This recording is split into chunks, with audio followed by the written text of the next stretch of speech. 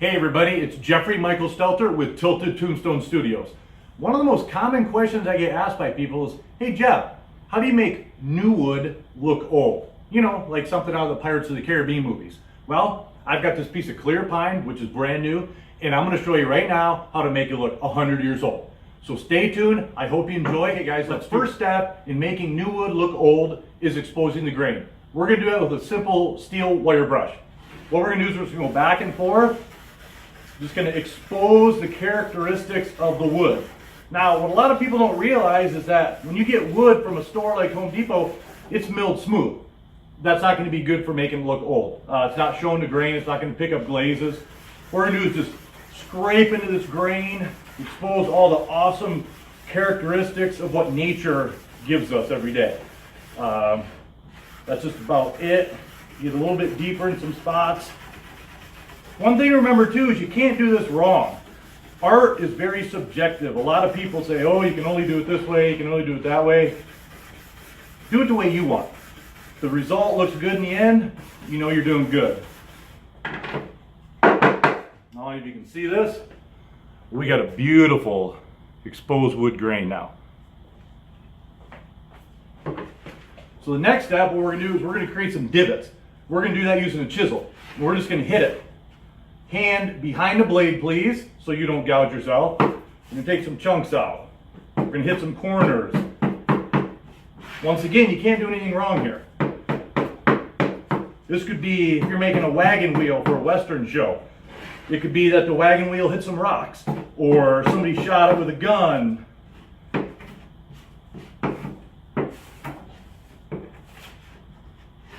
Next, we're going to create some wormholes. What works good for this is a nail punch, but you can use anything. Scissors, a hammer, just laying around.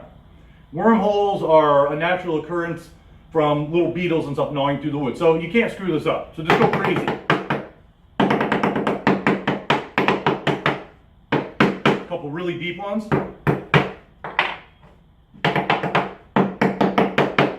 Beautiful. Now we're going to create some round and some angled divots using a little ball peen hammer.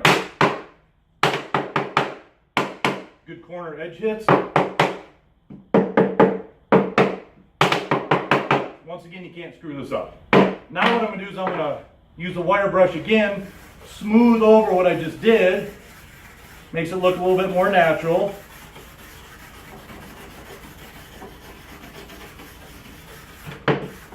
Then to finish it off, I'm going to use some 220 sandpaper, knock down the sharp edges, kind of blend it all in together.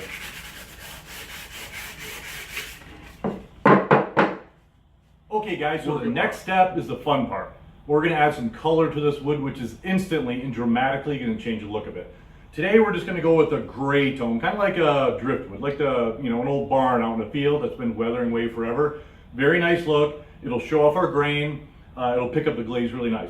What we're going to do is we're going to use basic acrylic paints for the coloring. So for a gray, we're going to start out with some white. You can use any kind of paint you want. You don't have to buy expensive paint. The little jars of folk art paint are awesome, and they're cheap too. We're going to put a little black in there, just a little bit to make gray. Whoops, might have been too much. But we'll see in a minute. We'll put a little bit of water in here. Mix this baby up and see what color we got. And I might have hit it right on the mark first time, which rarely happens. That's the thing. If you don't make a mistake, you're probably doing something wrong. I hate to say that, but nothing ever goes right. Actually, perfect color right out of the gate. We're going to add a little bit more water. We want to kind of get it runny. Not too watery, but like I said, this is a paint stain. We're not painting the wood. We're just trying to stain the wood in the grain. Okay, I like what I got here. So I'm going to grab a nice wide brush, something really with some good coverage, and we're going to go ahead and paint a little bit on the first section. I'll get a close up here so you guys can see this.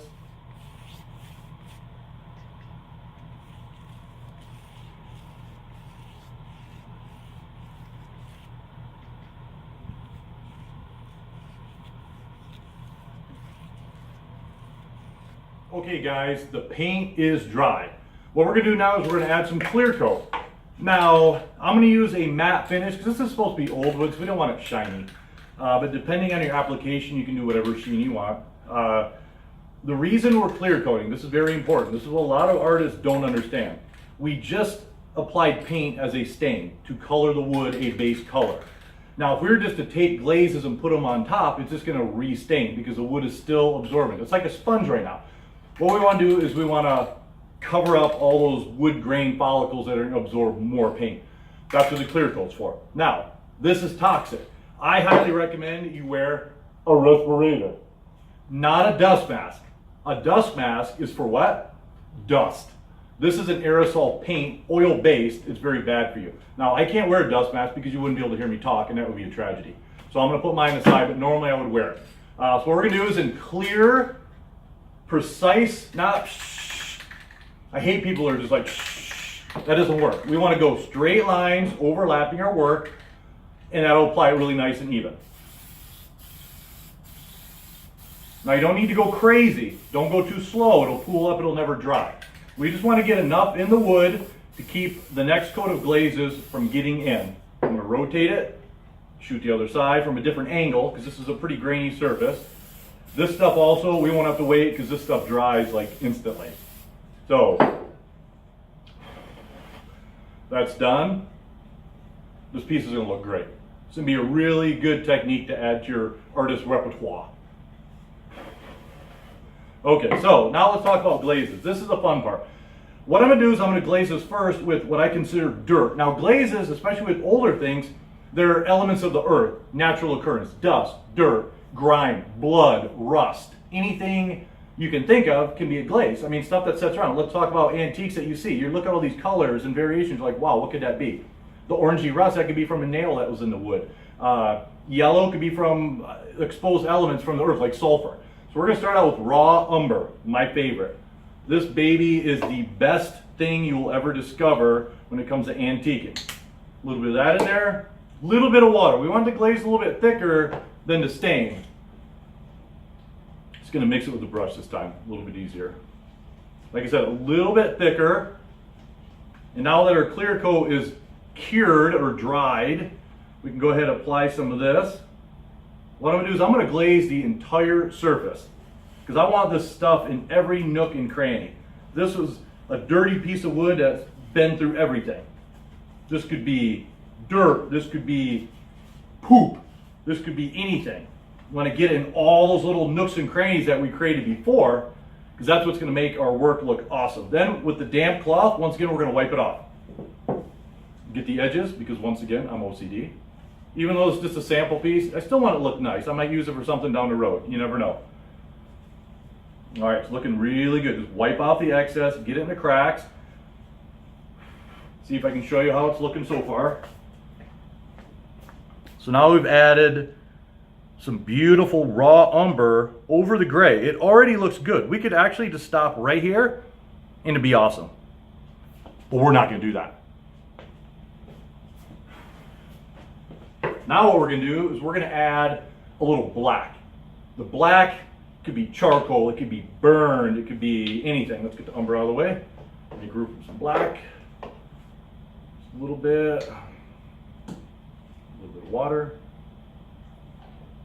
And another brush. Mix this baby up. Like I said, you can use any color you want. I mean, greens are good for mold and stuff like that. The black, I'm just going to put in some streaks because I don't want to get everything. I might hit a couple dots in some of those little wormholes and a couple little streaks here and there. And then we're going to dab this off, kind of wipe with it. Techniques with a rag are very important. You can create more texture with it. You can do a lot with it. Art is an ever-evolving format. You can do anything you want and come up with new techniques. You don't have to listen to what other people say. There's a lot of morons out there, and they don't know what they're talking about. I do, so listen to me. So we got the black on now. Now what we're going to do is we're going to add some really cool colors. I'm going to add a yellow oxide, always one of my favorites. Kind of like the sulfury, yellowy, earthy tone. A little bit of water, and we'll go with a smaller brush this time. We're just going to add just a little bit. I would like to do a little green. I don't have green set up, so I can't do that, but I always recommend a little bit of green in there too to act like the kind of moldy areas. Maybe they don't get as much sun and the moisture got in there and created some greenery. Okay, sponging it off. Now I got some yellow in there. What I'm gonna do is I'm gonna put just a little bit more raw umber, just to give it one more brown streak through there. Like I said, you're layering colors of glazes on here.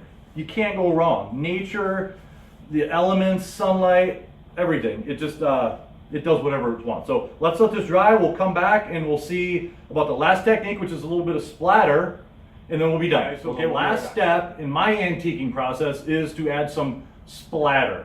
Some people do it, some people don't. I think most of the old wood that I see usually has some kind of spatter on it from something. So there's a lot of techniques you can do. Some of the basics ones, you can dip a paintbrush in some paint and flick the bristles onto it. There's people who use a toothbrush. I like to use a spray can. What I'm gonna use is black. And one thing I didn't touch on before in the clear coat is, you know, there's a ball inside this can. There's a reason why it's in there. It's so you can shake it up. One thing you gotta remember with your spray paint, always shake it up. That ball's in there to intermix all the ingredients. You don't want to just pick up a can of paint and just start painting with it. So take the top off. Now, my spatter technique is very simple. I aim the nozzle and I just kind of tap it with my finger. What it does is just kind of shoots out little spatters everywhere. Actually a lot of fun. You can get some good stuff going with it. Oh, that was a good one. Wish you could see this, and I'll show you in a minute. But it adds a lot of nice variation to it. So that's actually done. I'll bring it around and show it to you.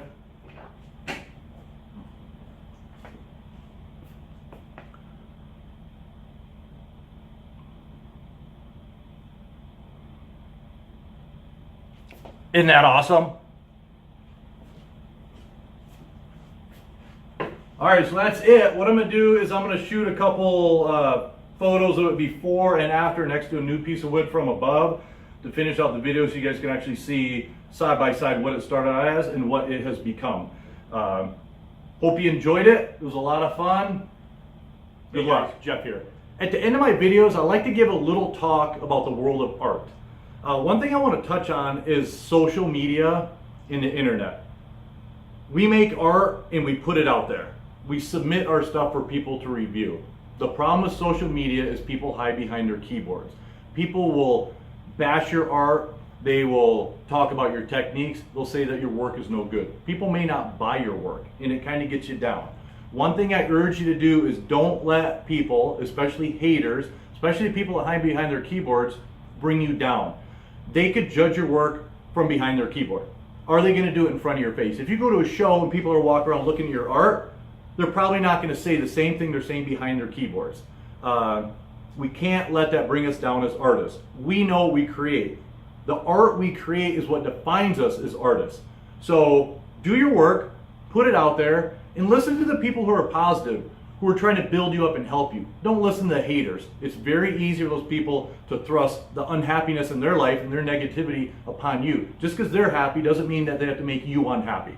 So keep honing your skills, keep watching my videos, and hopefully you'll be getting some good positive reviews. But remember, once again, do not give in to the hatred on social media, okay? So keep making stuff, keep your art real, and have a good day.